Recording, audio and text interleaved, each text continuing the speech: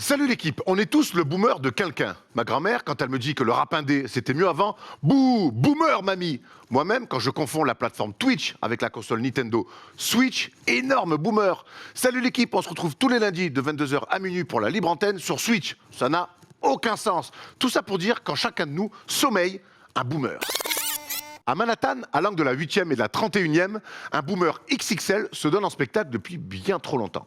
Tom Thibodeau, Coach Thibodeau, coach boomer par excellence, a plongé Gotham dans un darkness encore plus sombre que le dernier Batman, dépassé par des méthodes et un discours qui sent bien la pisse de maison de retraite. Tom Thibodeau s'enfonce dans ses certitudes sans jamais une seconde se remettre en question, preuve irréfutable de vrai boomer ça. Play hard, be ready, need to play 100%, don't give up. Non, je ne paraphrase pas l'auteur de Rocky 3, mais bien les causeries redondantes d'un homme qui pense qu'en 2022, il suffit de plonger sur des ballons 50-50 pour être une bonne équipe de basket. Au secours. Aujourd'hui, le monde va très vite et nécessite des mises à jour régulières pour rester à la page. Inutile donc de vous dire de quelles mises à jour urgentes ont besoin les Knicks.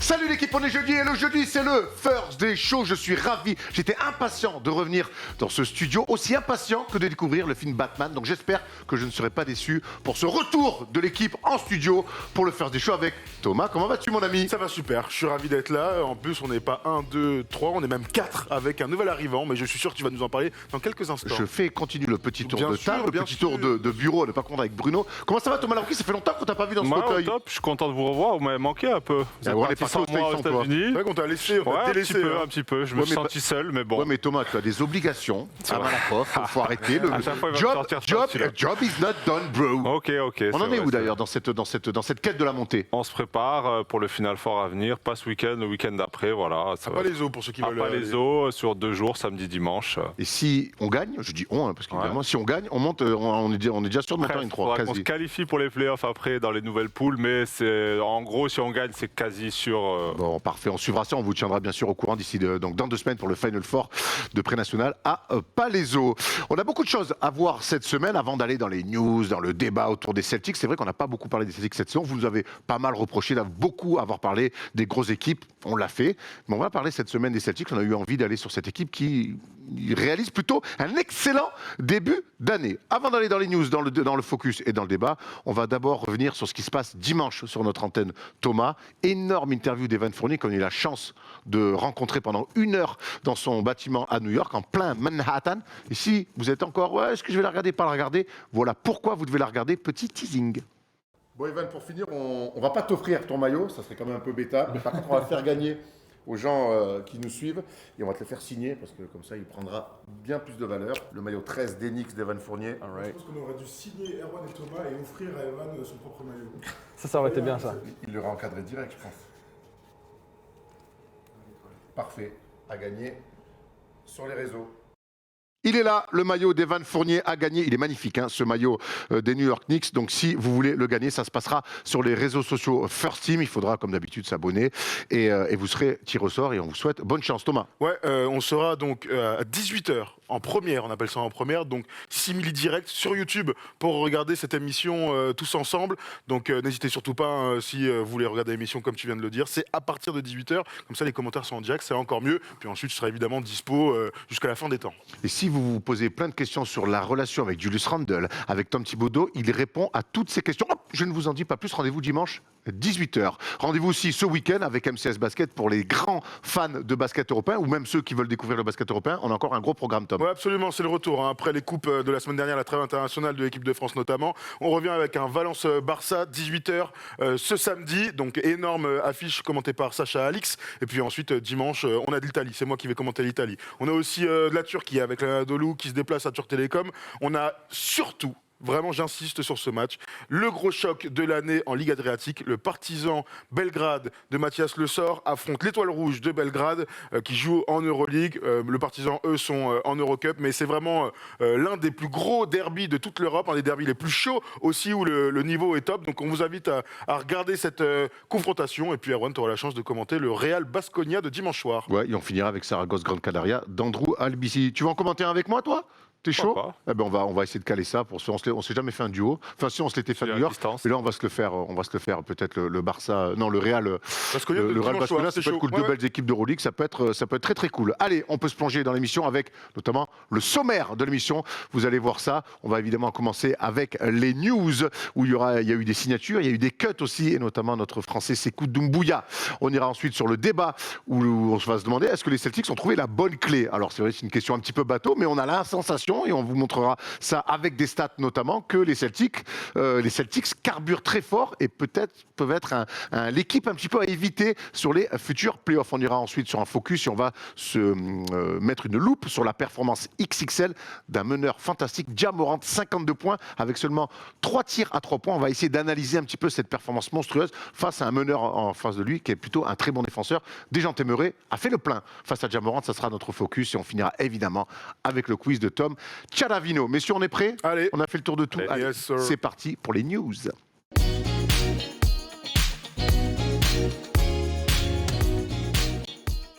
Avant de rentrer dans les news qu'on a énoncées dans le sommaire, on va aller sur une news un petit peu qui n'était pas prête en régie. J'espère que vous êtes prêts. Thomas, depuis le transfert de James Harden à Philadelphie, on sait que tu es fan des Sixers. On n'a pas pu avoir ton avis sur ce nouveau duo entre James Harden et Joel Embiid. Je sais que le soir où ça a été fait, tu avais quelques inquiétudes sur l'arrivée de James Harden aux côtés de Joel Embiid et aux Sixers. Après 3 matchs, quel est ton avis sur cette nouvelle venue? Non, c'est sûr que déjà, j'étais plutôt content de voir débarquer Harden à Philly. Ça reste un top joueur de la Ligue, surtout qu'on l'échange contre un joueur qui ne jouait pas du tout. Donc bon, forcément, on est gagnant. Après, on connaît toutes ses qualités sur pick and roll, d'attaquant. Voilà, après, moi, là, le juger en 2 matchs contre New York et un match contre Minnesota, c'est un peu compliqué pour l'instant. Et moi, où je vais l'attendre, c'est en play-off, dans les matchs difficiles. On sait qu'avec Houston, il s'est pas mal écroulé à certains moments. Donc là, moi comme il a dit Thomas, s'ils l'ont pris, c'est pour jouer le titre. C'est pas pour gagner contre Minnesota et New York. Donc, après, il a retrouvé le sourire déjà dans l'attitude. Il est content, mais ça, il le fait à chaque fois. Dès qu'il débarque dans un nouveau club, il est content, il fait les efforts. Maintenant, il faut que ça dure. Et j'espère qu'il va aussi se remettre un peu plus en forme parce que je le sens un peu lourd, moi, sur les appuis. Bon, après, il prend de l'âge, certes. Mais c'est plus le Harden d'avant. Après, la bonne nouvelle, c'est que c'est pas l'option numéro 1. Ça restera un bid, ça je pense qu'il l'a compris. Mais pour moi, il va falloir qu'il prouve en play-off et qu'il fasse au moins une finale de conférence, c'est vraiment le minimum. J'ai une question pour toi, il est redevenu un petit peu plus scoreur, alors c'est sur une fourchette de 3 matchs, mais j'ai l'impression, et moi c'est ce que je souhaitais, qu'il redevienne beaucoup plus scoreur, un petit peu plus ce qu'il faisait à Houston que ce qu'il faisait aux Nets, c'est ce qu'il fait un peu avec Philadelphie. Oui, forcément, là ça sera la deuxième option, donc il sait qu'il va avoir les ballons, qu'il va avoir le jeu en main. Après, moi, je l'ai souvent dit, il est quand même pas mal dépendant des coups de sifflet aussi. Les soirs où il a tous ses coups de sifflet, bon, il a beaucoup de lancers, ça lui crée des espaces. Les soirs où il est un peu moins bien sifflé, c'est plus compliqué pour lui. Mais pour l'instant, c'est très propre ce qu'il fait. Voilà, franchement, pour l'instant, rien à dire. J'espère que ça va continuer comme ça. Tu les vois aller au bout quand même, toi, cette année, avec ces deux-là? Il faudra un grand Harden. Tout simplement, il va falloir un très grand Harden même, et qu'il soit capable de clôturer les matchs, de mettre des gros shoots et de faire aussi les efforts défensivement. Il y a pas mal d'incertitudes. Ouais, il y a beaucoup d'incertitudes, mais bon, j'y crois quand même si c'est pas cette année, quand j'avais vu l'émission de Thomas sur Winamax, l'année prochaine, s'ils arrivent à entourer un peu l'équipe, à rajouter quelques soldats, ça pourrait le faire pour l'année prochaine en tout cas. Alors toi, tu as vu l'émission hier sur Winamax, ça veut dire que tu es un bon, que tu nous regardes tout le temps. Mais pour ceux qui n'ont pas vu l'émission sur Winamax, voilà ce que Thomas et Rémi disaient hier sur ce nouveau duo entre Harden et Joel Embiid.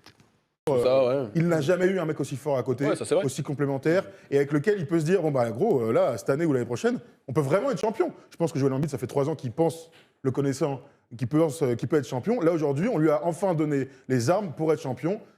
À côté de ça, il y a Daryl Morey, son gourou. Une arme pour être champion.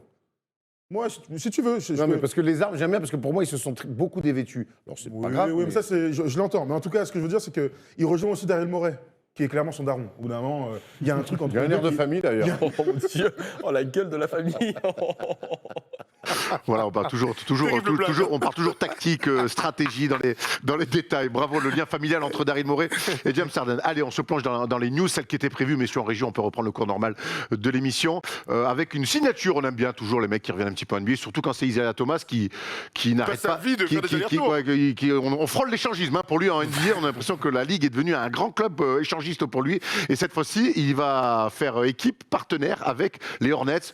Il a fait un premier bon match encore. Il met des points partout où il passe, ce jeune homme. Ça, c'est sûr que les qualités d'Isaiah Thomas, c'est de mettre des puntos, de mettre des paniers. Il signe aux Hornets. Alors, hier, c'était son premier match face aux Cavs. Ils ont gagné de 20 points, sachant que la Melo Ball était en foul trouble. Il a très très peu joué. Donc, avec Terry Rozier qui a été très bon, il a été plutôt correct en 14 minutes, même si, comme toujours, son plus-minus est négatif. Ce qui est sûr, c'est que Isaiah Thomas, c'est un joueur NBA. Quand il va en G-League, il a 45 points de moyenne.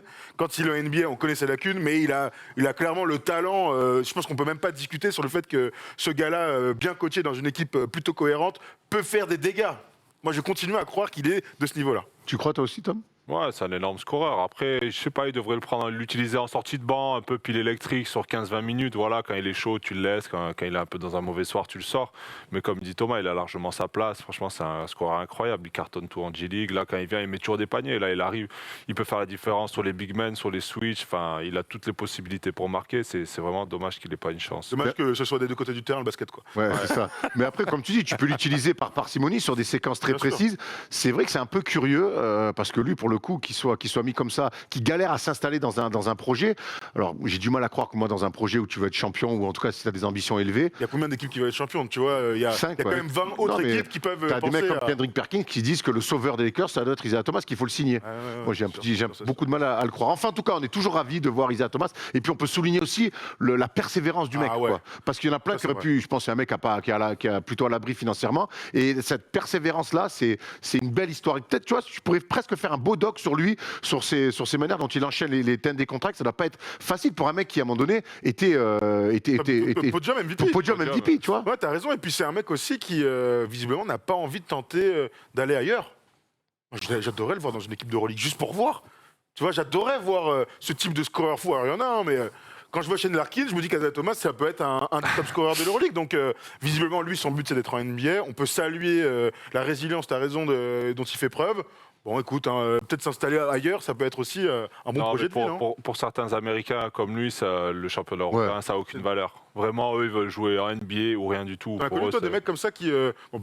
c'était NBA ou rien, parce que sinon, il aurait pas joué avec toi. Si, justement, Pierre Jackson, je ne sais pas si vous vous rappelez. Je me souviens, Pierre Jackson. Qui était à la fac de Baylor. Ouais, absolument. Énorme joueur. J'ai rarement joué avec un gars aussi fort, mais une attitude déplorable. Il est venu il se fait drafter par les Sixers, transféré aux Pelicans en deuxième tour. Il vient chez nous, le GM des Pelicans, je crois à l'époque, lui a dit « Écoute, tu fais 1 an en Europe et nous, on te signe derrière 2-3 ans garantie. » Il dit « Ok, il vient une attitude vraiment horrible. Il a même pas déparé le championnat. C'est quoi l'attitude horrible, vas-y, raconte. Il parlait à personne, il s'en battait les couilles. Je sais qu'il y en avait qui étaient en chambre avec lui. Il se douchait pas, il mangeait que des chips dans la chambre, des bonbons. Apparemment, il avait toutes les chicots éclatés. C'est pour ça qu'il avait des problèmes de genoux et tout. Mais il parlait à personne. En fait, il jouait quand il voulait. Quand il voulait jouer, il marquait à chaque fois. C'était simple. Il prenait la balle, il est énorme, vraiment, il est très très fort. Il a fait une pige en NBA, il mettait des buckets. Moi, je me souviens de lui à la fac, il était. En Chine, il a mis des 55 points, en G-League aussi. Enfin, il est vraiment énorme, mais comme il était. Pour lui, vraiment, l'Europe, ça signifiait rien du tout. Et donc, il est reparti avant même le début de saison. Et du coup, après, l'année d'après, il avait fait la Summer League avec les Sixers. Ils allaient lui proposer un contrat. Et il s'est fait rupture du tendon ou les croisés. Est-ce que si vous voulez des nouvelles de Pierrot, par le Fener aussi. Vous voulez donner des nouvelles Fener, Galatasaray, et maintenant il est, alors je vais pas, pour mes amis turcs, je suis désolé, mais il est à Afyonkarahisar Belediyespor. Voilà, donc il est plus au top niveau, quoi. Voilà, c'est un gars qui a essayé de retourner en NBA par tous les moyens, mais bon. C'est très dur pour les joueurs de petite taille, on sait qu'ils ne sont pas très fans en NBA. Quand le premier wagon est passé, c'est compliqué. On parle de meneurs de petite taille, il y en a un justement qui a signé. Alors, c'est pas Isaiah Thomas, comme en rêve Kendrick Perkins sur les Lakers, mais c'est DJ Augustin, qui est plutôt un très bon backup des Lakers. Donc DJ Augustin arrive et DeAndre Jordan est coupé. On reparlera tout à l'heure de DeAndre Jordan. Bon, DJ Augustin, c'est un bon joueur, vraiment, hein, c'est un vrai joueur NBA installé.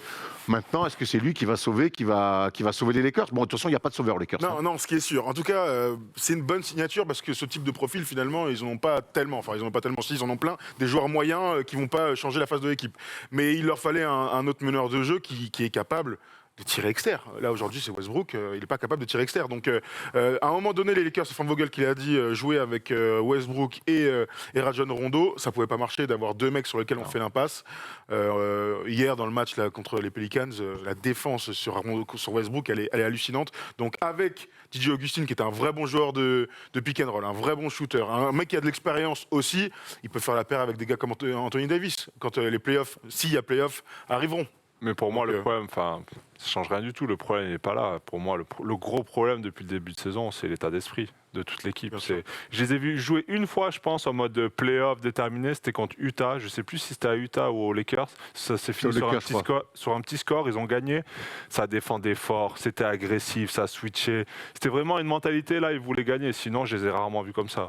Une action qui m'a marqué, je ne sais pas si vous avez vu la défense de Austin Reeves là, dans le corner, il se bat, il se jette. Ils sont tous autour comme ça, ils regardent. Il n'y a personne qui se dit je vais couper mon gars si une passe revient. Il est par terre, il n'y a personne qui court pour le relever. Je pense que c'est vraiment l'état d'esprit global de l'équipe. C'est vrai qu'on a l'impression qu'on peut leur rajouter tous les joueurs de la planète, mais c'est le problème, il est collectif. Exactement, l'état d'esprit. C'est un petit peu un mot fourre-tout, mais là pour le coup, plus que jamais, on a l'impression que c'est là que ça se passe. DeAndre Jordan, lui pour le coup, donc n'est plus un Lakers et pourrait pourquoi pas intéresser les Sixers qui, depuis le départ d'André Drummond, ont besoin d'une rotation derrière Joel Embiid. On sait que Joel Embiid prend un temps de jeu incroyable. Mais il n'empêche que on disait, et moi je disais hier sur Winamax notamment, qu'ils étaient un petit peu court vêtus dans la rotation. DeAndre Jordan qui donne 10-15 minutes. Même pas. Mais bon, voilà, c'est bien pour faire souffler. C'est parfait. Et puis dans et puis bon passeur en plus dans le jeu à deux. Évidemment, on a cette passe notamment magnifique. Hein, voilà. Ce qui est sûr, c'est que les Sixers cherchent toujours un vrai backup à Joel Embiid. Ils l'avaient. Hein.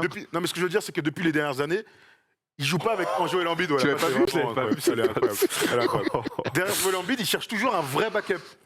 Tu vois, ils vont toujours aller chercher. Ça peut être Horford, ça peut être Bradley, ça a été Drummond. Ça n'a pas été Vincent Poirier, qu'ils n'ont pas donné mais en tout cas, ils veulent toujours des grands derrière. Tu vois, parfois il y a des choix. Je préfère un autre profil, un plus petit, un plus vélo, j'en sais rien. Là, ils veulent, quoi qu'il arrive, un vrai pivot d'expérience derrière Joel Embiid. On verra en tout cas où DeAndre Jordan va atterrir, mais c'est vrai que les Sixers semblent la franchise idoine. Allez, un petit peu de vocabulaire, ça fait jamais de mal. DeAndre Jordan, Molière plutôt que Shakespeare. Hein. Ah bon, pourquoi? Parce qu'il parle français. Qui? Molière. Pas au courant. DeAndre Jordan coupé par les Lakers et c'est pas le seul malheureusement. C'est Koun Doumbouya, une nouvelle fois blessé au pied et lui aussi coupé par les Lakers. Il n'y a pas grand chose à rajouter là-dessus. Ce qu'on va souhaiter à Sekou, c'est de se remettre en forme, c'est de bosser et de revenir très fort pour les Summer League. Blessé, il me semble, ça. Ouais, blessé au pied. Ah, okay. Et de revenir à 100% et essayer de regagner sa place cet été ou en septembre pour les training camps avec une franchise NBA. Il est encore jeune, on connaît toutes les qualités de Sekou. On espère et on lui souhaite en tout cas de revenir dans une franchise et dans un projet NBA pour s'installer. Le retour de Kevin Durant, enfin, j'ai envie de dire, et il est grand temps puisque les Nets, pour l'instant, sont une équipe.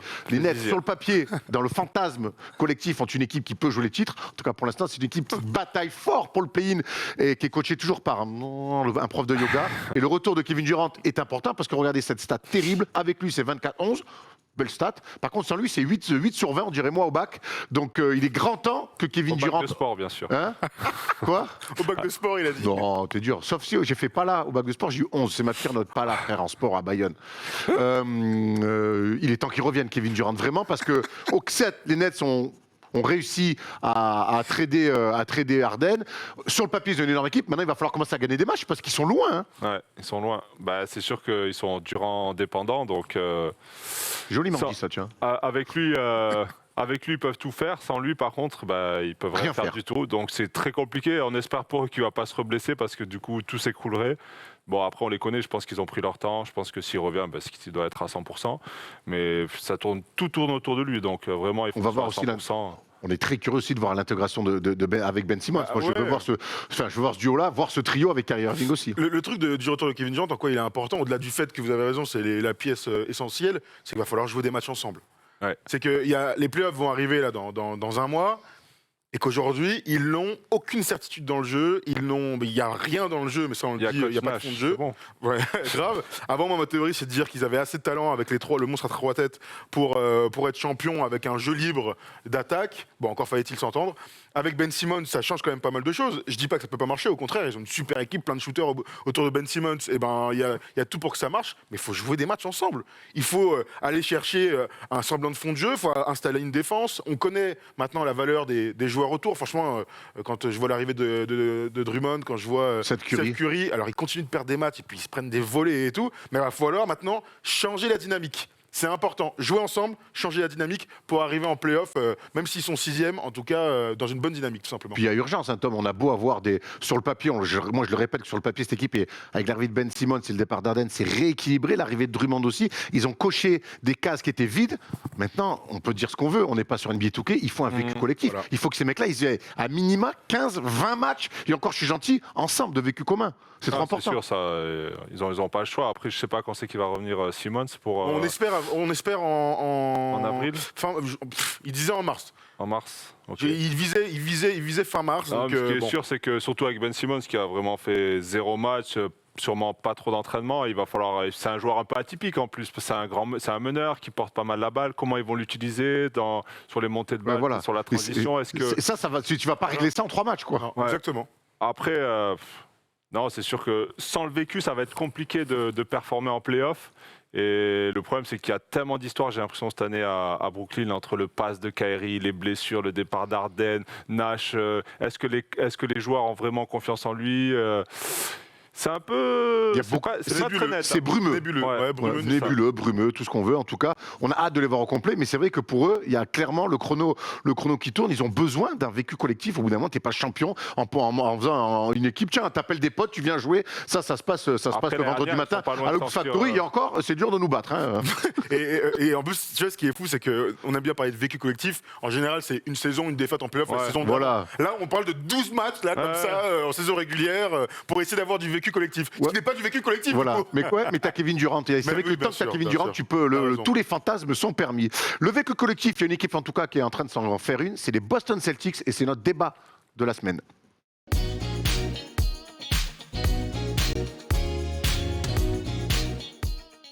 On va pas se mentir, on se ment jamais d'ailleurs entre nous. Depuis le début de l'année 2022, les Celtics sont la meilleure équipe NBA. Clairement. Ça va se voir en stats et ça se voit aussi dans la manière. Et je voudrais presque faire un mea culpa parce que tu te souviens, je ne sais pas si c'était avec toi un lundi. On en a parlé aussi avec Adio. J'étais inquiet un petit peu pour ces Celtics. J'avais du mal à comprendre ce que Brad Stevens avait mis en place, ce que Ime Udoka essayait de mettre en place aussi. J'étais inquiet de l'attitude un petit peu de Jason Tatum qui était sur beaucoup d'isolation, beaucoup d'adresses à 3 points, qui s'enfermait un petit peu là-dedans. Et puis finalement, et beaucoup nous l'avaient dit dans les commentaires qu'on avait été sévère, qu'il fallait laisser du temps à cette équipe et finalement le temps leur a donné raison, Thomas. Oui, absolument, c'est vrai qu'ils sont bluffants, on parle parfois de clics, eux ils ont réussi à cliquer, alors c'était il y a quelques semaines, début 2022, ils ont cliqué défensivement. Fin 2021 même. Ouais, c'est vrai, fin 2021, ils tapent les Suns. Tout à fait, et le déclic vient défensivement. Et ça, on peut dire ce qu'on veut. Peut-être que certains l'avaient vu venir. Moi, je ne l'avais pas vu venir. Je ne pensais pas que cette équipe, qui a certes des défenseurs, qui peut avoir un système, avec un coach qui doit avoir des vrais systèmes défensifs, je ne les imaginais pas être capables d'être meilleurs défense NBA au rating. Ça, c'est une vraie prouesse, puisque les dernières années, c'était une bonne défense, mais au rating, ils sont passés de 112 à 106 cette année. Et je parle de cette année au global, mais quand on voit le rating sur 2022, c'est encore mieux. Ils sont à 101, 102, je crois, là, donc, en 2022. 101, 102, donc ils sont 106 sur la saison entière. Donc, j'aime bien l'idée que la défense va pouvoir stabiliser une équipe lorsque tu as des grands talents d'attaque, ce qui est le cas dans cette équipe. Donc parfois, d'arriver à mettre en place une défense, ça te permet d'aller gagner des matchs et de faire des séries pour te replacer dans une conférence où tu étais bien mal embarqué. Tom, quand on voit cette défense des Celtics qui s'est clairement mise en place, on pense forcément au duo Marcus Smart et Robert Williams III, qui fait un travail défensif incroyable. Et c'est une équipe aussi avec à leur fort déjà intelligent, Jaylen Brown, c'est peut-être Jason Tatum le moins bon défenseur, mais ils arrivent à changer sur tout. Et ça, dans des défenses modernes, c'est archi important d'être capable de switcher sur tout. Ouais, c'est chiant à attaquer quand tu changes de partout, ou c'est que tu joues le mismatch si tu n'as pas des joueurs forts en face à 1 contre 1. Mais c'est vrai que c'est une énorme surprise. On avait parlé un lundi, on n'y croyait pas du tout. Moi, j'avais dit que j'avais du mal avec le duo. Je ne pensais pas qu'ils pouvaient être complémentaires. Bon, attention, ils ne sont pas champions NBA non plus. Hein. Ils ont gagné Ils ont fait une belle série, c'est la meilleure équipe 2022. Mais après, je pense que le départ de Schroeder, enfin, on y viendra après, mais ça a tout changé aussi. Mais comme l'a dit Thomas, la défense qu'il propose maintenant, c'est beaucoup plus solide, beaucoup plus concret. On voit que les rotations sont organisées. Et puis, il y a la mentalité aussi d'arrêter l'autre et de stopper l'adversaire. Et ça, c'est un gros changement, je pense. C'est un gros changement, ça, défensivement. C'est vrai que quand tu vas nous le dire, hein, j'imagine que toi, tu as joué à Clermont-Ferrand avec Jean-Aimé Toupane à l'époque. Quand tu as une défense solide, que tu es sûr de ta défense, derrière, pour bosser l'attaque, ça va beaucoup plus vite et c'est beaucoup plus simple aussi. Bah, c'est kiffant de faire des stops, de récupérer la balle, de faire des stops en équipe, de repartir en attaque. Ça donne un peu plus de crédit et ça te donne aussi de la confiance. Tu dis, si on ne marque pas là, derrière, on sait qu'on est solide pour récupérer la balle et pour avoir encore d'autres chances. Donc ça te donne aussi une confiance générale dans l'équipe. Et puis si tout le monde se fout le cul par terre, et ben ça monte l'équipe vers le haut parce que même les stars comme Tatum et Jaylen Brown, ils font les efforts aussi défensivement. Donc ça montre l'exemple pour le reste de l'équipe. Il y a eu une discussion, on s'en souvient cette année. Là, on voit le bilan des Celtics en février. C'est quand même, les mecs sont premiers partout, quoi. Le net rating est important. Le net rating, donc c'est la différence. Plus 15 de net rating sur la série là, c'est dire que non seulement ils sont bons, mais ils bottent le cul de leurs adversaires. On peut enchaîner aussi, Tom, avec l'écart des matchs aussi. Ils mettent des énormes branlées. Et ça, c'est toujours des équipes qui vont bien. L'écart moyen lors des 12 dernières victoires de Boston, il est de quasiment plus 26. Je crois qu'ils avaient fait un record avec les 3 matchs à plus de 35 points. Ils mettent des branlées. Et ça, c'est jamais anodin. On se souvient que donc on était inquiets pour ce début de saison-là. On n'a pas été les seuls, on va pas se mentir. Et même au sein des Celtics, ils étaient un peu inquiets, puisque Jaylen Brown et Jason Tatum s'étaient parlé. Et on sait qu'on a fait une stat, on aime bien ça en NBA, avant la discussion et après la discussion.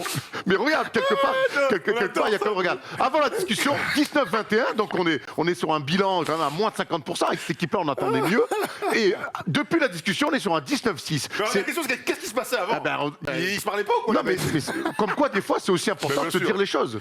C'est vrai qu'il faut marquer le coup parfois quand ça va mal. Ils sentaient que ça allait pas très très bien. Il faut être capable de... Bon, maintenant, on en est où? Qu'est-ce qu'on fait? Où est-ce qu'on va? Viens, on discute entre nous. On sait que c'est les deux visages de la franchise. Moi, ça fait quelques mois que je dis que la meilleure possibilité pour qu'un jour Boston soit champion, c'est que les deux... pas s'entendre, mais performent en même temps et voir ce qu'il y a autour. Bon, très bien, ils ont ramené Derrick White, ce qui est très bien par rapport à un mec comme Dennis Schroeder. Mais c'est vrai que parfois, c'est comme dans la vie, hein, tu te poses avec tes potes, avec ta copine, ton copain ou tes parents, tu discutes et puis derrière, ça te donne une nouvelle dynamique. Et c'est exactement ce dont il fallait à cette équipe. Donc bravo aux mecs d'avoir réagi intelligemment. Parce que sinon, tu peux aller dans une saison un peu galère. Peut-être que les Lakers devraient faire ça d'ailleurs. Ouais, écoute, pourquoi pas. En tout cas, ça peut clairement donner des idées. Donc on a dit la défense. Tout est parti de là. Maintenant, en attaque, on voit aussi des choses qu'on ne voyait pas en début de saison, parce que l'attaque en début de saison, elle était, Thomas, très stéréotypée, énormément d'isolation, énormément de tirs à 3 points, même si je trouve que cette équipe dépend encore beaucoup de son adresse extérieure. Je trouve qu'on a un petit peu rééquilibré et qu'on se passe un petit peu plus la balle. Ouais, après, je pense que pour des joueurs comme Brown et Tatum, il ne faut pas oublier qu'ils sont super jeunes. On les a starifiés assez tôt aussi. Je pense que chacun de leur côté, leur entourage, leur dit peut-être « Ouais, c'est toi le meilleur, vas-y, prends les shoots, nanana ». C'est pour ça que ça leur a fait du bien sûrement de se parler. Mais là, ils sont un peu plus dans le partage du ballon, ils impliquent les autres. Dans les mouvements aussi sans ballon, il y a un peu plus de jeu. Donc forcément, en tant que coéquipier aussi, tu as plus envie de te donner pour quelqu'un qui fait aussi les efforts pour toi. Parce que c'est bien beau de se crever le cul en défense pour aller en attaque, jamais toucher la gonfle et regarder les deux autres shooter toute la soirée. Au bout d'un moment, tu n'as plus envie de faire les efforts défensifs. Et ça, c'est un gros changement pour eux. Et il y a un mec qui redevient, qu'on retrouve un petit peu aussi dans le cœur du jeu avec son QI basket, c'est Al Horford. C'est Al Horford qui est starter en poste 4 aux côtés de Robert Williams. Ça aussi, c'est un choix d'Emi Udoka depuis le début de saison. Par contre, il a continué à croire de jouer avec ces deux grands-là.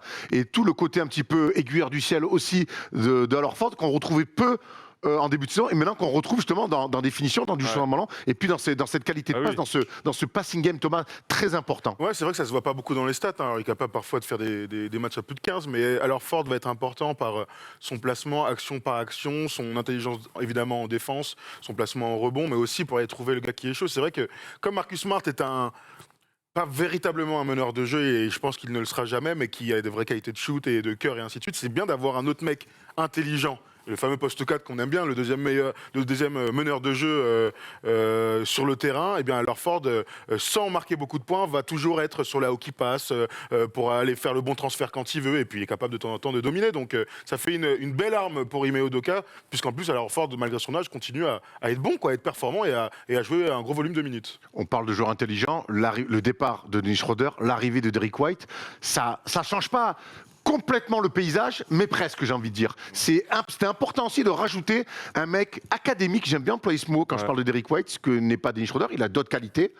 Mais quand tu as un mec comme Jason Tatum et Jaylen Brown qui sont des force scorers et tout, c'est bien de rajouter des gens académiques autour. C'est ce qu'ils ont réussi à faire avec Derrick White. Moi, j'avais été surtout surpris au début de saison surpris oui et non, quand les Celtics avaient recruté Schroeder parce qu'il n'était pas très cher, il était sur le marché, mais c'est pas du tout complémentaire de Brown et Tatum. Donc ils sont partis chercher Derrick White, qui est c'est l'école des Spurs, c'est un joueur, comme tu dis, académique. J'ai l'impression que ce mec, il peut s'adapter partout, en fait. Tu le mets dans n'importe quelle équipe NBA, il va faire son taf, il va rentrer sur le terrain, il est propre, il peut mettre dedans à 3 points, il défend.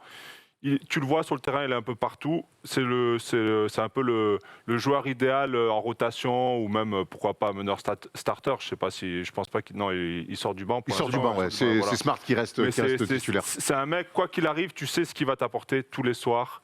C'est carré, il va te mettre entre 10 et 15 points. Voilà, et sur des bons soirs, il pourra toujours claquer un petit score. Il a déjà fait en playoff, contre Denver, il avait mis un match à 37, il me semble, un truc comme ça. Voilà, mais c'est une super recrue pour... J'étais surpris d'ailleurs que les Spurs s'en débarrassent, mais... Ils font peut-être de la place à d'autres. La preuve que c'est un joueur intelligent, c'est l'adaptation rapide de Derrick White. C'est arrivé tout de suite, et puis l'année dernière, on se souvient que le banc des Celtics, c'était dramatique. C'était le pire de la NBA. Et en gardant Marcus Smart, en ayant alors Ford dans le 5, ça t'offre un super sixième homme qui a le temps de jeu d'un titulaire. Clairement, Jaylen Brown s'est blessé là contre les Hawks, on s'en souvient, il joue 28 minutes et il est bon. Derrick White, encore une fois, tu as raison de parler d'alternance. Et c'est un gars qui va pas croquer. Il est à la fois capable de prendre le jeu à son compte par moment, avec le second unit, mais aussi de se mettre au service des restats. Et ça, c'est des denrées rares en NBA. Il y a trop de gars comme Dennis Schroeder, mais tu as raison de parler de ses qualités. Dennis Schroeder, il peut te faire gagner un match sur 5, mais les 4 autres matchs, il est capable de te les faire perdre. Donc Derrick White est un joueur régulier, un joueur intelligent, et c'est exactement ce qu'il leur fallait. Ça fait combien de temps qu'on dit que ça manque d'un meneur de jeu? Derrick White n'est pas un véritable meneur de jeu, il est capable de l'être. Moi, j'ai beaucoup d'espoir sur Derrick White, meneur de jeu, tu vois, en NBA, vu comment il est calme et patient. Donc voilà, ils ont trouvé le bon gars dans le bon projet aussi. Pour lui, ça lui a fait mal de partir des Spurs. Les gars, ils rêvent tous de rester avec Popovich toute leur vie, mais d'arriver dans ce type de projet avec du kiff et une resta, ça va être vraiment très cool. Ouais, en tout cas, ça se voit tout de suite à son arrivée. Il a fait énormément de bien. Ils avaient besoin, je pense aussi. Alors, c'est pas lui qui a été le déclencheur du renouveau de Boston. Attention, hein, c'est pas ce qu'on dit. Lui est arrivé donc à la mi-février à la trade deadline, mais et on sait que les Celtics ont commencé à cliquer sur le dernier match de 2021. Il n'empêche que ça fait partie du renouveau aussi des Celtics. J'aimerais qu'on parle de Jason Tatum pendant qu'on voit le roster, le beau roster des Celtics. Et Daniel Tice qui pour l'instant a fait un retour assez discret, mais il connaît la maison. J'aimerais qu'on aille maintenant sur Jason Tatum. Toi, Thomas Larroukis, qui était un attaquant de race dans l'élite du basket français. J'aimerais qu'on vienne sur Jason Tatum qui réalise encore une super saison. J'aime bien de saucer un peu comme ça, à quasi 26 points par match. Il est plus juste un petit peu dans le jeu. On sait que je te mets mal à l'aise quand je te dis ça. Il est rouge et tout. Non, ça fait penser à un truc, vas-y. Ah ouais, tu raconteras. Non. On dira après alors. Jason Tatum, il y a quelque chose, il est en train, je pense, de comprendre le jeu pour gagner en efficacité. Ça se sent, ça se voit et les résultats marchent avec. Aujourd'hui, il prend encore quand même 8,5 paniers tirs à 3 points par match. Moi, je trouve qu'il a le profil idéal, ce mec, comme Jordan l'avait, comme Kobe, comme Kawhi. Je trouve qu'il n'assiste pas encore assez sur du mid-range qui est une arme sur ses postes d'ailier qui te fait gagner des titres. J'ai l'impression c'est un attaquant d'un talent incroyable, les bons soirs indéfendables, mais ça, aujourd'hui, il a 33% à 3 points. Est-ce qu'il ne devrait pas encore plus insister sur ce mid-range qui pour moi, il est là-dessus, il est indéfendable? Ouais, la prochaine étape pour lui, c'est sa sélection de shoot. Pour l'instant, il balance beaucoup. C'est mieux déjà. Ouais, c'est un peu mieux. Après, on va le rappeler, il est encore jeune, mais c'est vrai il devrait un peu plus être agressif, essayer de développer son mid-range. Comme tu l'as dit, tous les joueurs forts à son poste sont très efficaces à mi-distance. Durant, on peut rajouter Paul George. Durant, évidemment. La liste, elle est longue. En ce moment, DeRozan qui est candidat MVP. DeRozan, c'est l'exemple parfait. Et c'est vrai qu'il devrait essayer de se spécialiser un peu plus de ce côté-là. Et plus qu'à 3 points. Ouais, plus qu'à 3 points, parce que Après, On connaît, après, balancer il a à une adresse 3 naturelle de chien à 3 Ouais, points. mais donc. balancer à 3 points, c'est la facilité. T'es loin, bon, ça t'évite d'aller un peu au charbon, tu balances. Quand t'es dans un bon soir, c'est cool. Mais il faut vraiment qu'il soit un peu plus agressif, qu'il aille plus sur la ligne des lancers aussi. C'est important. À peine un peu plus de silence tenté par match. Pour tous les ballons qu'il joue, ça fait pas énorme. Donc c'est vraiment sur ça, je pense qu'il va falloir qu'il s'améliore. Ça se tient. Après, le truc, c'est que vous connaissez les gars à droite. Bon, Devin Booker, c'est un peu un contre-exemple aussi, mais quand je vois les stats de Jason Tatum, cette année, tu l'as dit, plus de 7 tirs à 3 points tentés, non, 8,5 tirs à 3 points tentés à 32%. C'est une mauvaise année pour lui, parce que les 2 dernières années étaient à 7 et 7,6 tentés, mais 40 et 38%. Quand tu tires 7 fois à 3 points que tu as 40%, frérot, tire à 3 points, il n'y a pas de souci. Donc, faut arriver à trouver le bon dosage. Je vous rejoins complètement. Et pour moi, le meilleur exemple, c'est pas DeRozan, c'est vraiment Devin Booker. Admettons qu'ils soient autant adroits l'un que l'autre. Tu vois, c'est difficile de dire qui. Ouais, ça se tient, ouais. Pour moi, c'est. Devin Booker aujourd'hui, il est devenu létal sur le tir, le mid-range. Les finales l'année dernière. Son run de playoff. Quand tu mets 2 fois 40 en finale, il prend pas de feu à 3 points. Il est à mi-distance, il massacre. Mi-distance, et puis évidemment, de temps en temps, enfin très souvent même, il va tirer à 3 points. Peut-être que Tatum doit se rapprocher un peu de ce que fait Devin Booker. Alors, c'est des mecs de même génération, donc c'est un peu bizarre de dire ça, mais Devin Booker, en tout cas, dans son jeu, a compris que le mi-distance l'amènera encore plus haut. Donc, Tatum, avec toutes les qualités qu'il a, d'ISO et ainsi de suite, je pense qu'il doit à la fois faire du mid-range, mais peut-être modifier un tout petit peu la manière dont il prend les tirs. C'est-à-dire que les fade-away à la Jordan et à la Kobe, en fait, ils sont que 2 dans l'histoire à le faire tout le temps. Même KD, ses tirs, regardez les tirs de KD, ils sont simples. Ouais. Quand je dis simple, c'est 2 tac, je me lève, il va prendre des fade-away, mais ils sont beaucoup plus simples. Il devrait simplifier la tâche de Tatum plutôt que de faire vous voyez ce délire-là. Tout à fait. Je vois tout à fait. C'est comme ça que c'est des fois il aime bien. Après, en plus, il a ce truc de l'élégant, comme Carmelo Anthony. Donc les mecs sont oh dommage Carrie et tout parce que c'était beau. Mais en fait, ça doit arriver une fois toutes les 5 actions et pas toutes les 3 actions, on va dire. Bon, il n'empêche, Tatum réalise une saison incroyable. Les Celtics sont l'équipe un petit peu à éviter en ce moment.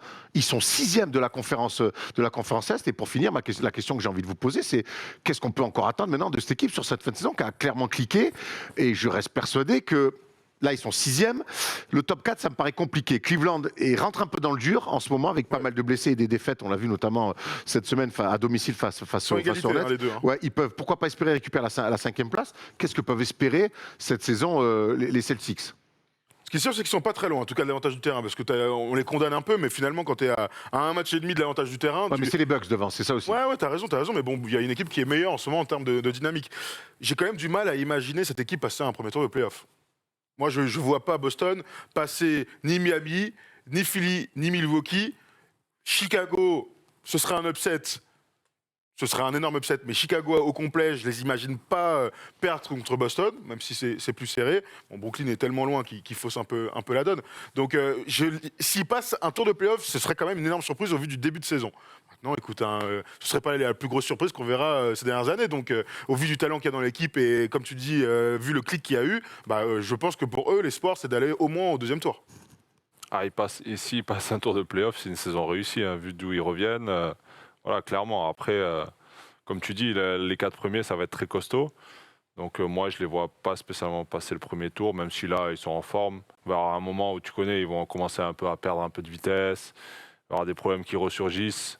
Donc non, je ne les vois pas passer. Aujourd'hui, si c'est 3, ce sera contre Philly, si on fige. Après la manière, moi je me souviens des Warriors qui, avant d'être champions, perdent le premier tour contre les Clippers en 7 matchs. Avant un exploit la saison d'avant. Avant un exploit la saison d'avant face au... Avant. Je veux dire après un exploit la saison d'avant. Ça.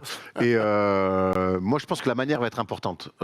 Tu peux te faire sortir au premier tour des playoffs, mais en sortir avec beaucoup de frustration peut-être parce que tu es éliminé, mais beaucoup de certitude en disant on peut le faire, on peut taper ces mecs finalement.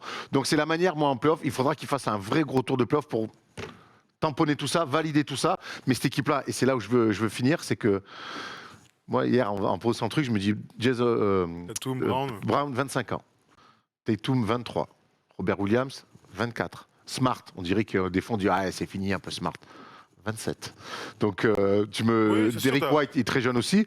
Finalement cette équipe-là, c'est vrai qu'on a été. Après, c'est les Celtics. C'est les Celtics, donc forcément, les Celtics, c'est comme les Lakers. Trop tôt. Ils nous ont donné à manger à l'époque. Avec, ils ont 21 ans, les mecs. C'est ça. On s'est dit, waouh, truc de ouf, ces gars-là, c'est un truc de malade. Et là, après, ça a dégringolé. Comme quoi, c'est pas facile de rester au top en NBA parce qu'il y a de la concurrence. Mais là, ils sont en train de ressortir la tête de l'eau. Et Après, on est content. Et c'est la preuve qu'il faut pas, parfois, faut pas bouger, quoi. Ouais. Tu changes le coach, tu changes, mine de rien, les opérations basket, parce que ton coach va dans les bureaux. Tu changes quelques trucs, tu as quand même 2 pépites. On était les premiers à faire le débat qui doit partir. Mais gros, personne ne doit partir, en fait. Essayez de les entourer mieux et on verra ce qui se passe. T'es jamais à l'abri qu'un trade te fasse cliquer, t'es jamais à l'abri qu'une discussion te fasse cliquer. C'est aussi ça la réalité du sport de haut niveau, c'est que parfois tu comprends pas trop et l'avenir s'éclaire après une discussion. Donc il faut parfois être très patient. Et nous, on l'est beaucoup moins que les joueurs. Tout à fait. Evan, d'ailleurs, le dit très bien dans l'interview. Et Evan le dit très bien dans l'interview. Voilà ce que dit Jason Tatum aussi. Je pense juste que les choses cliquent. La vérité, c'est que notre équipe est assez nouvelle. Tout le monde voulait que l'on joue comme ça depuis le début de l'année. Nous avons fait les efforts, mais ça prend du temps. Et ça, on le dira jamais assez. C'est vrai que nous, dans notre position de spectateur ou encore pire de journaliste, on est souvent très impatients. Mais il y a des mecs quand même dont c'est le métier au quotidien qui bossent et qui ont une vision. Et c'est vrai que la vision des choses, elle se fait pas en 3 mois. Si on a un peu été dans un vestiaire et à n'importe quel niveau, mettre des choses en place dans le sport co, ça prend du temps. En tout cas, pas bon de prendre les Celtics en ce moment. Et on suivra bien sûr la fin de saison régulière et ce fameux premier tour de play-off avec Boston, puisqu'ils vont y aller. Je voulais donner juste 2 dernières infos.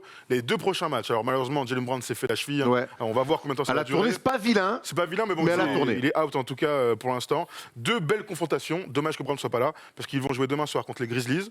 Très cool, on va en parler dans quelques instants. Et il joue contre les Nets de Kevin Durant dimanche à 19h. Kevin Durant pourrait revenir donc. Mais il revient jeudi. Il revient jeudi, c'est ça. Il sera là. Quel jour ? Il revient ce soir ou demain soir, je sais plus. Donc, il revient ce soir. Ce soir. Bref. Et en tout cas, il sera là dimanche. Donc à 19h. 2 très belles affiches. À 19h, c'est l'heure française, j'adore. Jason Tatum face à Ja Morant. Ja Morant, c'est très bien qu'on en parle, puisque c'est le focus. Ja Morant qui a fait cette semaine une énorme performance. On revient dessus en long et en large.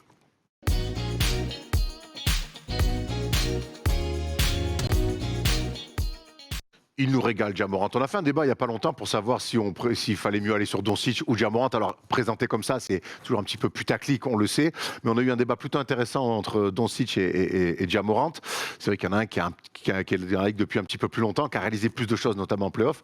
Mais honnêtement, Ja Morant, là, encore une fois, cette semaine, avec ses 52 pions, Thomas, la rookies, parce que c'est vrai que c'est...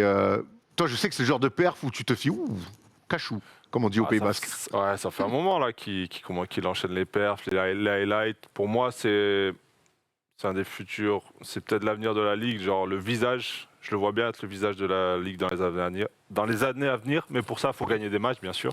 Il en gagne, hein? Ouais, oui, c'est pour ça. Je dis pour l'instant, il est sur la bonne voie. Et puis, c'est le joueur pour cette année. Il est parfait dans ses matchs. Il nous régale que d'highlights. Là, il nous sort des matchs avec des pourcentages incroyables. Il nous fait tout, des contres, des tomards, des passes, vraiment, il nous donne tout ce qu'on a envie de voir. Et pour l'instant, ce joueur, c'est le joueur que tout le monde a envie de voir jouer tous les soirs. Franchement, parfois on dit, tu sais, c'est un joueur touquet et tout, et c'est vachement surfait. Là, mon gars, il fait des trucs que tu fais normalement dans les jeux vidéo, c'est-à-dire que tu bats ton record en carrière 46, au match d'après tu mets 52, tu mets des tomards de ouf, tu l'as dit, l'image qui a fait le tour du monde, c'est même pas un dunk cette saison, c'est son contre où il limite il se cogne la tête contre le truc. C'est un joueur franchement hors norme, il y a beaucoup de comparaisons avec Derrick Rose et c'est bien normal parce que bon, Derrick Rose a été MVP, mais franchement, ça fait des années qu'on suit le basket, on est toujours bluffé par les nouveaux mecs qui arrivent, les nouveaux physiques, les nouveaux shooters, les nouveaux machins. Mais Ja Morant, c'est une bombe, quoi. Tu vois, il est juste exceptionnel. Et là, il allie en plus le côté spectaculaire. On a vu des mecs spectaculaires, mais avec des perfs exceptionnels dans le leadership et tout. Il est fantastique. Justement, la perf spectaculaire cette semaine, elle était contre les Spurs de Dejounte Murray à 52 points. Et on va analyser un petit peu cette performance, puisque honnêtement, quand tu mets 52 points aujourd'hui en NBA et que tu es à l'extérieur, tu mets 8, 9, 10 paniers à 3 points.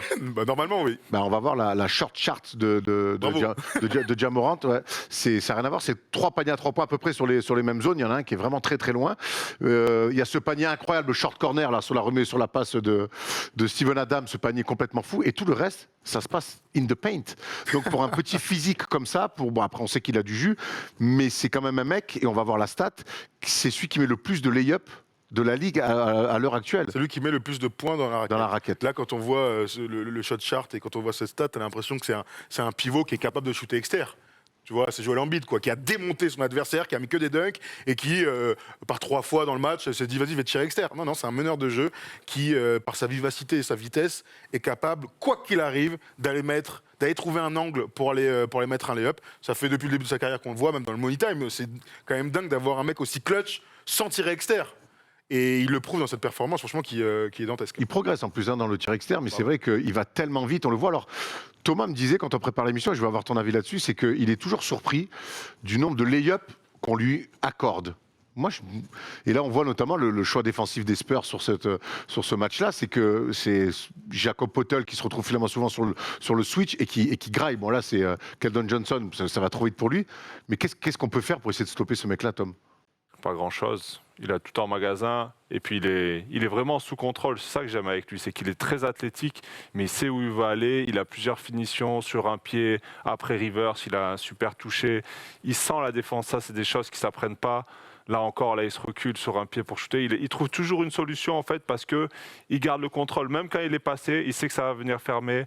Et il est incroyable ce joueur, vraiment. Je pense qu'il a une marge de progression encore en plus. Son shoot à 3 points. Enfin, je pense que même cette année, je suis surpris qu'on ne le mette pas dans les discussions de MVP depuis un moment. Depuis un moment quand même, avec le bilan de son équipe, ce qu'il propose. Il mériterait quand même d'être dans la discussion. Il avait été blessé, on se souvient du début de saison, c'était compliqué. Après, tu vois, il me fait penser à... C'est une espèce de mix de plein de trucs. Alors, Derrick Rose, on va dire, pour la taille et pour l'explosivité, même si c'est des joueurs très différents physiquement. Iverson, on va dire, pour le flow, il y a beaucoup de gens qui le comparent. Mais moi, je veux le comparer surtout à deux autres gars. Tony Parker, pour sa force et dans son esprit, c'est je vais mettre un lay-up, quoi qu'il arrive, je vais retrouver un angle pour aller trouver un lay-up. Et à D-Rose... Parce que D-Rose, il y a un truc pas qu'on a oublié, mais D-Rose, dès qu'il arrivait dans la raquette, pas décalé, il trouvait toujours un truc, tu vois. Un angle. Kyrie fait ça aussi. Et Kyrie aussi, c'est-à-dire que par les appuis décalés, par la vitesse, en se cachant sous le cercle, en mettant un tir drop et tout, il trouve toujours un truc, des spin moves fous. D-White faisait grave ça aussi, de mettre des spin moves, et bon, quelques dunks, on s'en souvient. Perkins, d'ailleurs, s'en souvient très bien. Il me fait penser Varejao aussi. Et Varejao aussi. Alors, Varejao, c'était cata. Voilà, il me fait penser à tous ces mecs, c'est un espèce de mix, avec des gars qui arrivent à trouver avec des physiques normaux, entre guillemets, pas par la vitesse, mais pour le physique et la taille. Tu cites Tony Parker, tu devrais peut-être envoyer ton CV aux Spurs pour reprendre la suite du coaching le jour où Popovich s'en va, parce que Greg Popovich le compare aussi à Tony Parker dans ce côté d'aller chercher des lay-ups, des angles. On va voir la déclat de Pop. Il a vu le cercle, il va au cercle aussi facilement que n'importe quel autre joueur que j'ai pu voir. Il me rappelle Tony P, quand il était jeune, il allait constamment au cercle et peu importe ce que vous faites, il y arrive. Tony Parker, qu'on va avoir en interview Zoom dans pas longtemps. Je viens d'avoir un petit texto de Pierre de la NBA. Je le fais juste après l'émission. Je vous le dis comme ça. Ça, c'est les bonnes infos que vous avez en live. Merci mon Pierrot. Il est à Dubaï actuellement. Et juste après l'émission, je lui fais un petit Zoom. Super. Ça, c'est pas l'affaire Sim qui va de l'avant, ça absolument. Ça, c'est ce qu'on aime. Donc voilà. Tip top, on pourrait dire. Tip top. Voilà, voilà, écoutez, on pourrait en faire des tonnes. On va être dithyrambique encore sur Ja Morant. On en reparlera évidemment en playoff parce que c'est là que tout va se jouer. On a déjà vu comme l'année dernière face au Jazz qu'il avait que ça lui plaisait ce genre de. En play-in contre les Warriors. Contre les Warriors, il avait été très bon. Donc voilà, on est qu'au début de l'ère de Ja Morant et on en a déjà plein les yeux et plein la tête. Voilà. Maintenant, on va avoir plein le cœur puisque c'est l'arrivée de Tom Schiaravino pour le quiz sur un nouveau bureau en plus. J'espère qu'il va en prendre soin.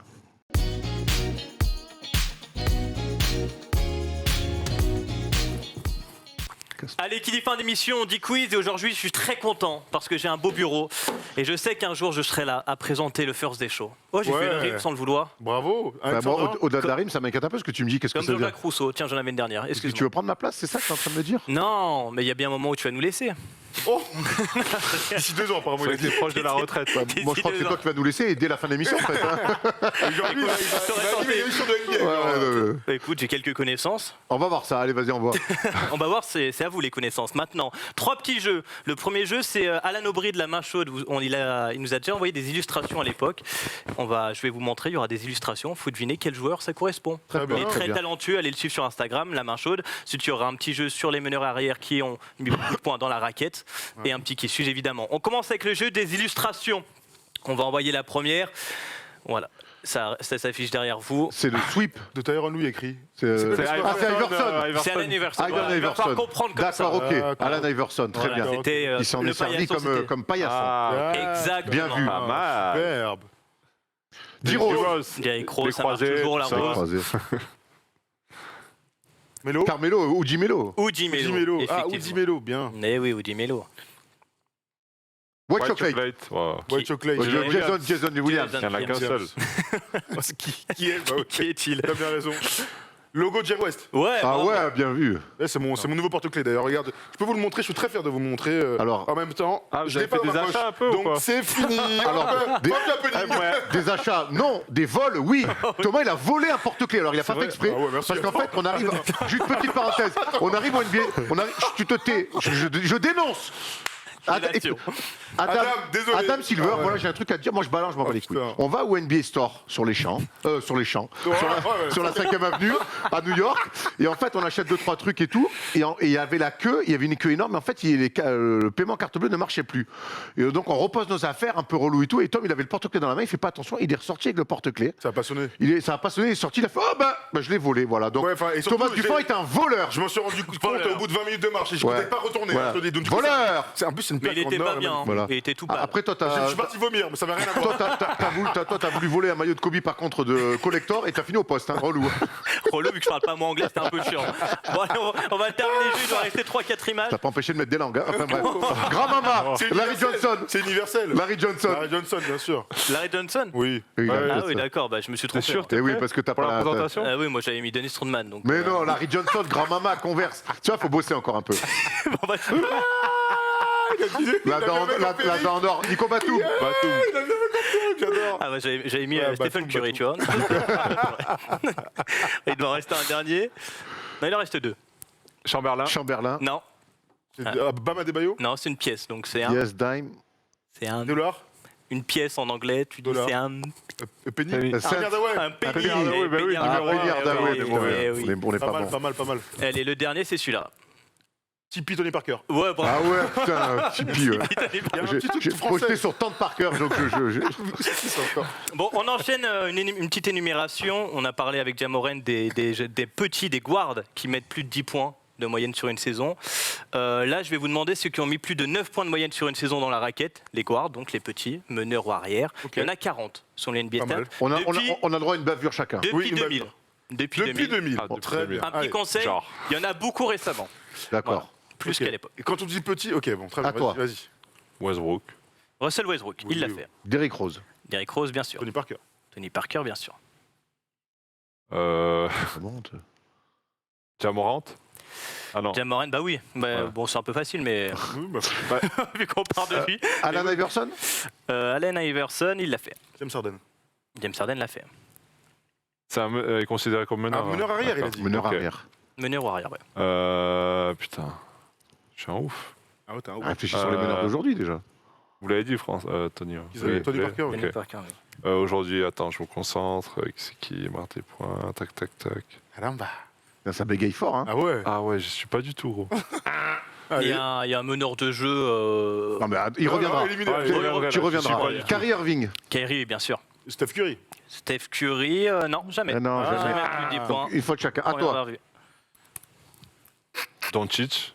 Luka Doncic, il y est. Ok. J'ai envie d'aller sur Steve Francis. Steve Francis, est-ce que je l'ai, Steve Francis? Je ne l'ai pas. Ah merde, putain. Meneur de jeu. C'est des Kenry ou c'est pas des Il Kenry? y a beaucoup de carrés. Ouais. Ils sont stylés, genre. Il y a beaucoup de carrés. Ils sont stylés. Bah oui, il y en a qui sont stylés, qui ont mis des 360, Des 360. Eh oui, en lay-up. Ah, John Wall. Oui, bravo. Oh, d'accord. Vilain. Monta Ellis. Monté Ellis. Oui. Monta Ellis. Il y est. Pas mal. Baron Davis. Ah ouais. Ouais. Ouais, il y est aussi. Deron Williams. Ah ouais. Deron Williams, il n'y est pas. Ah, bien sûr, enculé, aussi, c'est Oh, bon. donc encore. Pardon, mais moi, il me fait de la boxe en plus. C'est fini, il aime pas la bagarre. En plus, il casse Je suis des éliminé, gueules, je suis éliminé. Ah, putain. Il y en a un, on en a parlé dans l'émission aujourd'hui. Chris Paul. Chris Paul, oui, mais on n'en a pas parlé Ok. aujourd'hui. Mais ça... Alors j'ai plusieurs. Marbury, j'ai envie d'essayer. Stéphane Marbury. Il est là. Il rigole. Ça sera pour 2043, 2045 à la presse, hein, gros. Oula, là, ça va être dur. Allez. Il y en a beaucoup encore des récents, allez. Ah ouais, des récents. Eh oui. putain, mais Des j'ai- mecs qui mettent des pions. Des meneurs qui mettent des pions. Meneur ou arrière, des arrières qui mettent des Ah, pions. des là. arrières. Ok. Jalen Brown. Oh, Jalen Brown, il joue trop. Il y est. Il y est. Oh, bon, la fin de Jalen Brown. Merci, respecte-moi. Jalen Brown, mon gars, il dit. Si Harden il est meneur, Jalen Brown il a rien. Tu fais pas kiffer, j'en avais un autre. Leader, Du coup, ouais, sans déconner. Yao Ming. Shaquille. Du coup, Kobe, du coup, les arrières. Kobe, bien sûr, il est. Ah, on met Kobe. Ah ouais, putain, c'est ouf. Oui, hein. oui, oui. Mais vas-y, tu peux y aller, des Donc, mecs, t'as l'agence Timac, Kobe. NBA Stats a mis des gars, ils avaient même mis LeBron pour vous dire, Voilà. j'ai dû l'enlever ok, quand même. donc mais- Timac. Des potes de Kobe, frère. Ils sont 50. Ouais. Lillard. Bah oui. Damien Lillard, non. Ah ouais. Ah ouais, putain. Bah, Bon, t'as j'ai mis gagné. Timac. T-Mac, bien Timac, sûr. Ray Allen, tout ça là. Vince Carter. Ray Allen, non. Vince Carter, ouais. Ouais. Bon, il y avait Bradley Beal, Devin Booker. est-ce- Brandon Clark l'a fait. Brandon Clark. Ouais. est-ce- Demar DeRozan. Démarre de Rosanne, évidemment. Brandon Est-ce que tu as. Clark merde, je veux dire Memphis. le nom de mec, il m'a échappé complètement. Qui Brandon Clark Brandon- Jason Kidd, est-ce C'est un qu'il y gars est qui est partout Non. en Europe après. Brandon Clark. Ouais. Donc, vas-y, redis les blagues. Jason Kidd, il y est Derrick Evans l'avait fait. Eric Ah Evans. ouais. Jason Qui- Kidd. Non. D'Aaron Fox, Shai, Ah, Gilles bah oui, Alexander, Alexander. Drew Holiday l'a fait. Trop l'idée. Zach Ouais. Lavine, Caris Levert, Donovan Mitchell, Isaiah Thomas. non, Dejounte Murray, Gary Payton, Tony Parker, on l'a dit, Michael Redd, Jason Richardson, Rajon Rondo, Brandon Jennings. non, Brandon Roy, Colin Sexton, Ben Simmons, vous l'avez pas dit, Ah bah oui. Isaiah Thomas, le petit. Ah, bah je te l'ai dit, je viens de te le dire. Tu viens de me le dire? Mais je te disais à Thomas, il m'a dit non. Non, mais il a compris Tim Thomas. Ok, Non, très non, bien. je pensais à l'ancien. Oh, oui, non, Ah, mais Là, non. je te parle du nouveau. D-Wade, c'est celui qui a quasiment mis le plus sur Ah bah ces oui, dernières bah années. oui, Andrew Wiggins et Trae Young aussi, Bon, il l'a fait. très bien. Voilà. J'espère que Brandon On a Clark, été c'était pas mauvais, Brandon hein. Clark de Memphis quand même. Allez, enchaîne. On a Si, été je très pense que c'est mauvais. lui. Ouais, mais c'est ok, d'accord. C'est un pivot. Selon NBA Joue Stats, quatre. pas selon Ouais, Top ouais, Tirabino. ok, je tombais. Je joue 4, c'est bien ce que je dis, ouais. Et je vais 4, va pas selon NBA Stats. Allez, vas-y, excuse-moi. vas-y. Parce que je le connaissais pas. Alors, je suis né, Oh putain, c'est maintenant. pour le qui suivent, le 3 octobre 1985. J'ai donc 37 ans. Je fais ma fac dans une petite fac située entre Nashville et Louisville. Oh, Louisville. Non, Louis, il y a un S. J'ai fait un cursus complet, 4 années. C'est la fac de Luis Fernandez. Ma dernière année là-bas, je tourne à 20 points, 5 rebonds, 2 passes. Je me présente à la draft d'un certain D-Rose, évidemment, que je retrouverai plus tard dans ma carrière. Oh. Pour le moment, j'attends que mon nom soit appelé, et ça arrivera lors du 22e choix, direction la Floride. Ma saison rookie se passe relativement bien, je m'intègre bien dans mon équipe où je côtoie un Français. J'aurai même des finales dès ma première saison dans la Grande Ligue, une chance immense. On ne gagnera pas, mais moi, j'aurais déjà accumulé pas mal d'expérience. Dans ma carrière, je serais plutôt un globe-trotteur avec toujours un rôle là où je suis passé. Nelly. Courtney déjà. Bah oui, je l'ai. Hein. Attends, Oh, le bâtard, il joue avec Mike Petrus. Avec Oh là. les Russes, finale de la première Oh, oui. année, atteint les Hawks. C'est ce que- en fait, c'est ce qu'on a- tout, j'ai écrit des grands C'est ce qu'on appelle niquer le délire. C'était même pas drôle. Désolé, on Non, recommence. j'ai écrit 2 pages et tout, c'est relou. Frérot, il Voilà, pas de écoute. passe sur Corneli, hein. Ah, je suis très content. Ah, Bravo. ouais, ça, Ah, c'est- bah, tiens, je te c'est serre que- je te ah, serre la voilà, pogne. Merci, merci Chapeau beaucoup, l'artiste. merci beaucoup. Chapeau Merci l'artiste. beaucoup. Merci beaucoup. Salut Thomas. Ah, vraiment, le réel s'est endormi. mais- Bon bref, en tout cas, voilà, c'était une C'est la haine.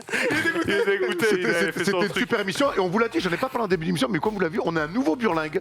Voilà, on vous prépare une vidéo pour dire adieu à Bruno. Bruno, c'était l'ancien bureau, Ouais, ouais. et on vous prépare une vidéo témoignage pour l'ancien bureau. Dimanche, 18h, l'interview d'Evan Fournier en exclusivité en live sur YouTube. Et en plus, vous pouvez gagner ce maillot dédicacé par Evan. Vous l'avez vu dans la vidéo, il a signé pour vous. Et puis nous, on se retrouve bientôt, Thomas. Faut vous monter avec Malacoffin, faut pas déconner. Et puis on se retrouve surtout bientôt pour l'interview de Tony Parker. Lundi prochain, on vous réserve peut-être Oh là là, oui. une énorme surprise pour la libre antenne de lundi. Soyez là, 22h sur Twitch.